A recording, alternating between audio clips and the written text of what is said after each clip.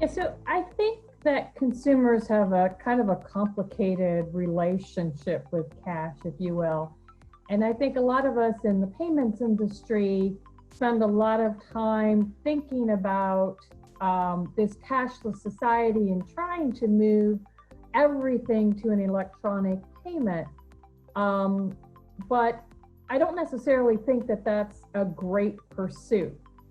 First of all, there's just a ton of people who find cash, um, entirely convenient for them, and in some ways safer than other forms of payment, particularly online and mobile payment. And of course, there's always that population that lives entirely through cash transactions. And, I think that those who are really pushing sort of the cashless society are sometimes forgetting about the fact that as we move towards a cashless society, you could be in fact disenfranchising a certain percentage of the population.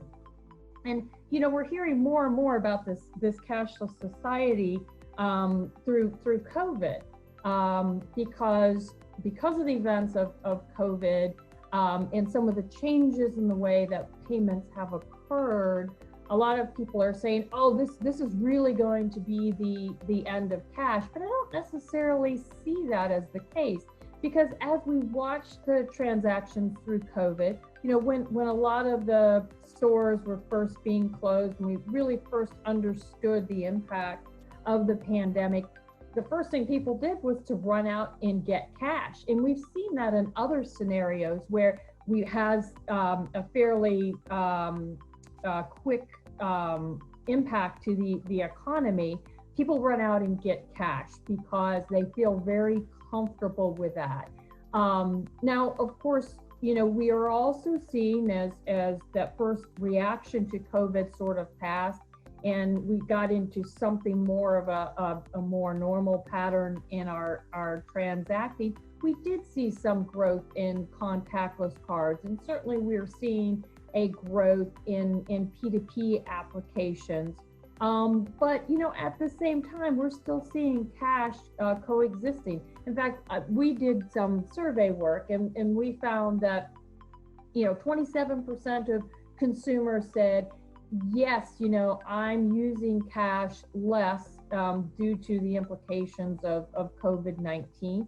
But we're also seeing that about 19% said that they're actually using cash more. And then, of course, there's that vast majority in the middle who said, you know what, nothing has changed. I'm still using cash just as much as I have in the past. So, I kind of predict that, we've been seeing sort of this slow decline in cash, and I think it's going to continue down some sort of a slow decline, but I don't think it ever really goes away. And I think those who are really focused on champion a cashless society should be really, more focused on creating the products and services that are perhaps better than cash, and consumers will naturally segue to those other better solutions. So, an example of that I really think is the rise of P2P solutions, right? We used to pay each other through cash primarily, but we found a great solution. It's simple, everybody can use it, it works.